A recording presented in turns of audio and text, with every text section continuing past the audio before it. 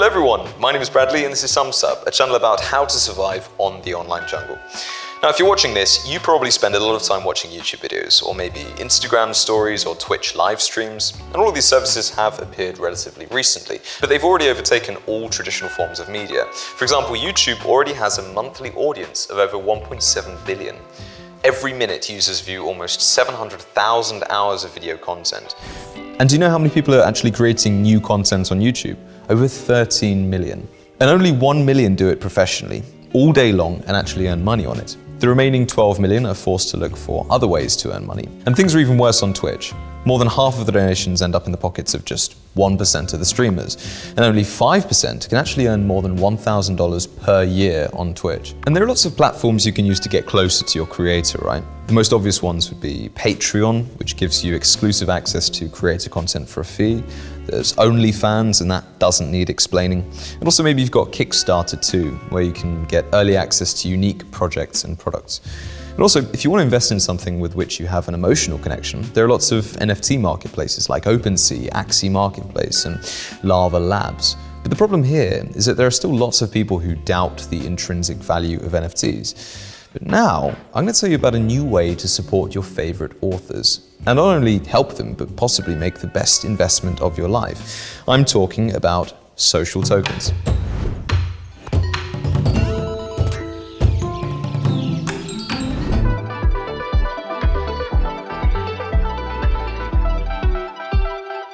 Let's say it's 2 a.m. and you really should be asleep, but you're watching YouTube, falling down some rabbit hole of hydraulic press channels and two tribal guys making houses out of mud. But you suddenly stumble across something like this. Attention please, feel attention, soon as someone mentions me. Here's my 10 cents, but 2 cents is free. A new sense, who said you sent for me? Or maybe something like this. What's in your hand? In your hand? What do you reckon these guys have in common? Bloody hell, they sing well. In fact, I'd probably pay to watch them live. The thing is, they don't actually have that many subscribers at all. I mean, they should have way more when we observe their raw talent. If I could, I'd invest not in a company with which I have little emotional connection, but in creators like these guys. I'm sure the value of my share would increase as time goes on because their market value obviously doesn't match up with their market share. Let's take a look at another girl. Now, her name is Phoebe. I actually went to school with her. And here's a video that I watched not that long ago. And to be honest, I was absolutely blown away, so I had to include it in this video. She has one of the most incredible voices I've ever heard in my life. Now it's covered in bright white paper. Since I met you 5 minutes later, here we are. But it's different now, not walking down that road I was lost, but now I'm found. And all but 21 subscribers. I mean, imagine if you could buy a share in her voice. Could that actually be possible? Imagine instead of picking up monetary dividends along the way, you receive exclusive access to interact with such a creator. You'd be able to motivate them into producing content, and when they finally sell out Madison Square Garden, you can cash in your chips and use that money to buy a new guitar, a signed picture of Kylie Minogue, or maybe a Nigerian steelworks. Whatever butters your toast, right? Well, in this case, imagination would be requisite up until recently. I think it's time to introduce this term of social token and introduce you to some practical examples of how this works.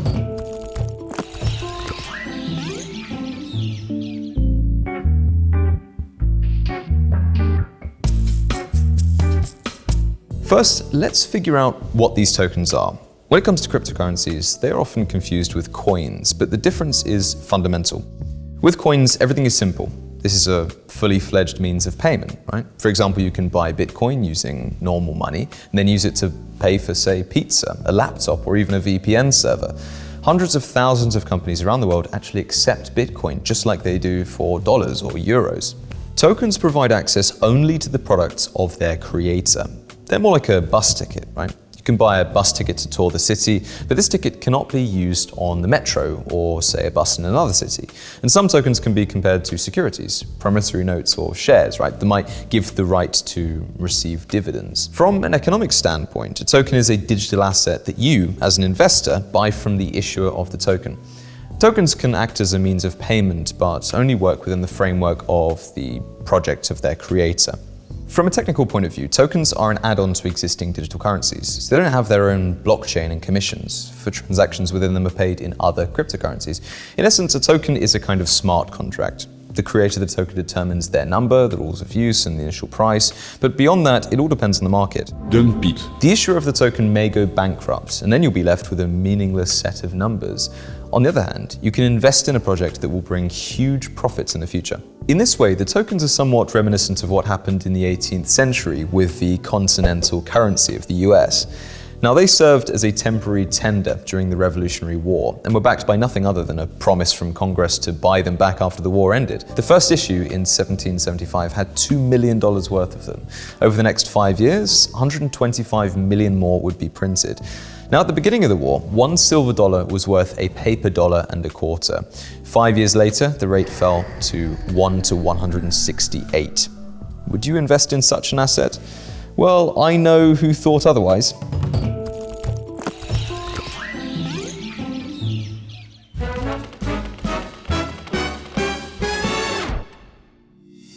Timothy Dexter, a man of 18th century Massachusetts, is known for his streak of fantastic investments, despite being probably the most objectively idiotic man to have ever existed. Now, Dexter left school to work on a farm at the age of 8 and eventually found work as a leather tanner. Seeking out a better life for himself, he moved to the city of Newburyport in his early 20s, where he managed to woo a certain Lady Elizabeth Frothingham, a wealthy 32-year-old widow. Now, they were actually married within a year, and the gold-digging Dexter was then granted access to her savings. And then he did what any other half-witted lottery winner would do, and spent it. But the what on here will amaze you. Dexter, with no real knowledge of economics and lots of spare cash, interpreted the mass depreciation, of the US currency as a bargain sale. He then spent his wife's entire savings on crates of these heavily depreciated continental dollars that were only due to plummet in value. In fact, by 1781, they had become so worthless that they actually ceased to circulate as currency. However, shortly after Dexter had drained his wife's account, the American Constitution was ratified. And this meant that the new government began offering treasury bonds in exchange for the old continental bills. Now, although these bonds were worth 1% of the face value of the old bills, Dexter had stockpiled these bills at such a low rate that as buybacks began, his stockpile increased in value exponentially. So he eventually sold all of the bills and became very wealthy, practically overnight. Dexter provides this kind of microcosm for the world of investing. In the fine words of Matthew McConaughey, nobody knows. But here's the thing, when most people think of investing, they think about business. But what if, in the ever-growing backdrop of Web3, you could use social tokens to invest in people? So let's go deeper into this.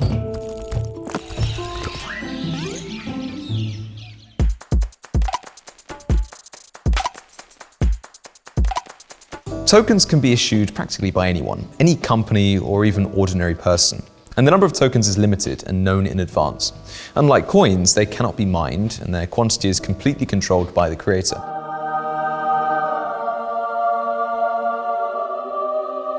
To do this, you don't even have to do any serious programming and climb into the wilds of cryptography. For this, the creators of the Ethereum protocol have developed a special standard, ERC20. Now you've got a template for describing the future token, the definite functions, issuance rules, and transferability between users. Social tokens can be off-chain or on-chain assets that a brand, community, or influencer can use to monetize themselves beyond their typical means. Social tokens effectively combine the positive qualities of different donation systems with the decentralization of cryptocurrencies, and wraps them up into a Wibbly-wobbly, timey-wimey. Web3 Dolmades role for us all to enjoy. And tokens can be issued by ordinary people. I'm talking artists, bloggers, musicians, designers, or even athletes. If your abilities are known to other people, if you have viewers or fans, you can issue your social token.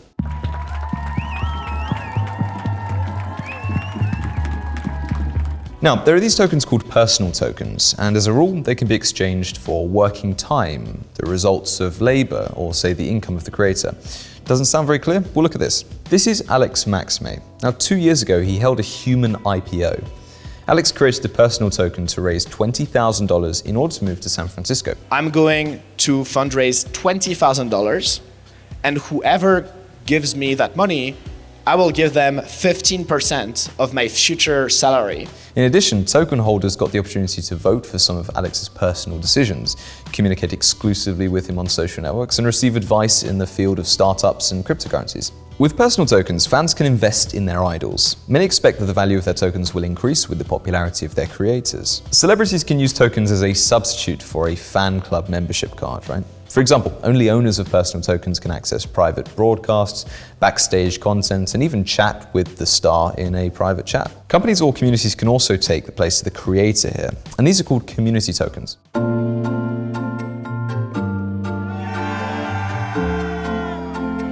Such tokens allow you to truly become part of the community, and this is fundamentally different from buying a membership in a prestigious golf club, for instance. You cannot transfer the club card to another person, sell it, or bequeath it. The community token, on the other hand, can be sold at any time, and if you correctly guess the potential of the company, with great profit for yourself. Community tokens are like luxury real estate or stocks in the old days. They not only bring profit, but also give the right to access an elite group of people. And companies receive more than just funding. Using the system of rules, you can create complex loyalty programs, flexibly manage access to your own digital assets, and even gamify communication with customers. The creators of the education ecosystem LEDU have chosen this path. They provide tokens to their learning partners and add bonuses after completing each lesson. This concept is called Learn and Earn, and has already gained a lot of fans. In addition, it's also quite promising to use your own tokens in exchange for unique digital goods, especially NFT-art or POAP badges. The essence of such badges is similar to magnets on your refrigerator, right? They show everyone where you've been and when. So look, we've established that social tokens can be ways of investing in the success and growth of your favorite creator, while at the same time getting close to them with exclusive access rights. However, social tokens don't have to be centered around an individual. In fact, they can be much more community-focused or even NFT-focused.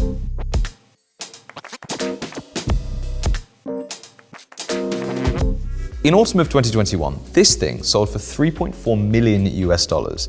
Now, I won't spend time on introducing this ridiculously sought-after NFT club to you, as I'm sure you're in the know. But what is interesting here is that these are arguably some of the trendiest, most game-changing NFTs to have ever hit the market. But why are we bringing up old news here? Well, something called ApeCoin has just come out with a twist. It's effectively an Ethereum-based token that gets its utility from the power that it gives to the token holders. The purpose of ApeCoin is to give back to the community in a brand new decentralized governance framework. Holders of the token will be able to vote on key decisions like hiring endeavors, partnerships, benefits, and investments. There's even a board of directors that oversee the entire Ape ecosystem. Moreover, they'll be voted in every year by the community. So ApeCoin is fundamentally a social token. Now, I brought up the BAYC here because this club is at the forefront of all things trendy. And the fact that they're adopting a social token here is a sure sign that these are the tokens of the future. NFT communities are starting to realize that the inherent characteristics of NFTs can be somewhat limiting. After all, it's difficult for a community to form around a bartering system alone, right? NFTs are great at creating hype and scarcity, but they're not so great for the community. Limited supply and the lack of free-flowing funds throughout the community means that the industry is always looking at new ways of onboarding community members and, moreover, transferring value to them. And this is very interesting as there's a real desire for what the social token can offer moving forward. And in my opinion, it's simply a natural evolution for the industry. Have I convinced you that social tokens are a good idea yet? Well, let's take a look at some of the platforms that can be used to create a social token.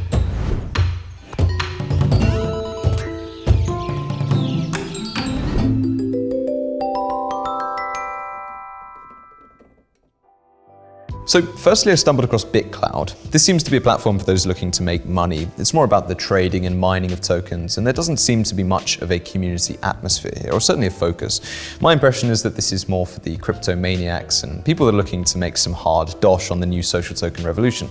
If that's you, go check it out. But it's not where you'll find Bradley just yet. Next, I came across Rally.io, and to be honest, I was pretty impressed by this platform as it does seem to be very creator focused, and it says very explicitly that you don't need to be a crypto nut to take part. There's also quite a neat NFT marketplace on the website, which I also like. However, it turns out that you actually have to use the Rally coin to buy a token, which, while easy to get your hands on, is a real barrier to entry for those that aren't in crypto. If I were to get a social token, I'd want something purely off-chain, purely on the basis that crypto is like smoking. You're either fully involved, socially involved, or not at all. And if you're not involved yet, it's unlikely that your mate Joe down the pub is going to convince you to start a wallet. In layman's terms, I want both my nan and Raj_crypto expert 66 to be able to hold my social token, right? I also stumbled across Roll, and this is tryroll.com to be specific. These guys looked pretty good. And I like how they use the idea of social money, as a lot of people still envision tokens as those old things you put in the machines in the metro. So, inclusive. I did actually message these guys, but my mate sent me an article iterating that when it was launched, there was this huge hack where someone stole about 5.7 million Ethereum from them. And they also have an app. I took a look at it, but it's not too user-friendly. I wasn't sure on their current selection of creators either. I don't think it's that large. I also came across superfandom.io, which is basically the complete opposite of BitCloud. As far as I'm aware, there's no trading at all, it's just experiences with creators. I mean, maybe this is good for Angel_BTS14 from Derbyshire, but no good for Bradley.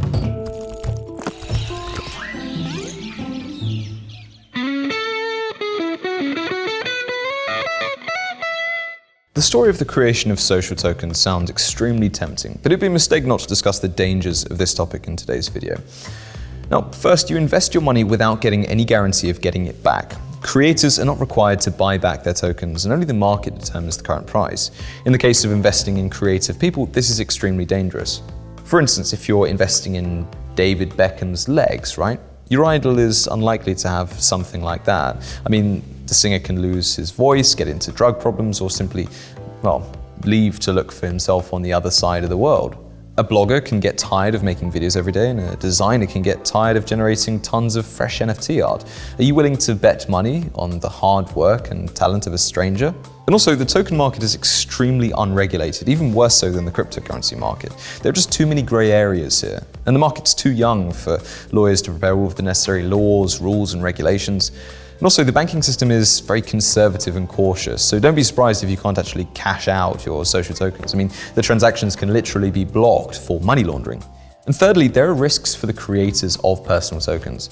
Ill-conceived placements, service failures, and any other technical problems can seriously undermine the credibility in the eyes of the fans. Be that as it may, I believe that social tokens will remain in trend for the coming years. This is a risky investment right now, but the potential for their use has yet to be truly uncovered. In addition, it's an ideal means of payment for a world where people not only create, but also truly own their content. Social tokens represent Web3, connecting creators and consumers without the unnecessary intermediaries. Perhaps for the first time in the history of mankind, artists will no longer be hungry. Which of the OpenSea authors do you think will become Salvador Dali of the 21st century, right? So anyway, my name is Bradley, this is Sumsub, and thanks for joining us. I will see you in the next video.